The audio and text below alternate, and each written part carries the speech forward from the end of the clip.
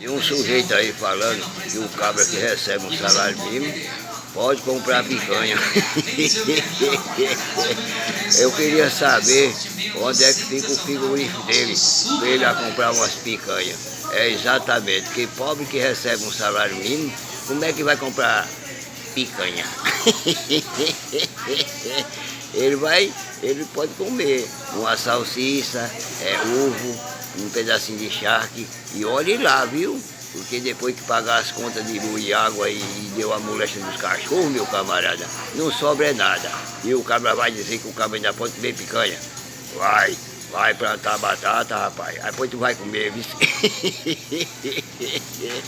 A não ser que a gente compre um pedacinho de picanha, né? E pendura assim no caibo da casa, aí quando vai almoçar, a gente arreia e dá um cheiro como cuscuz. E passa o mês todinho sentindo o cheiro da picanha. Fui, um cheiro na bunda.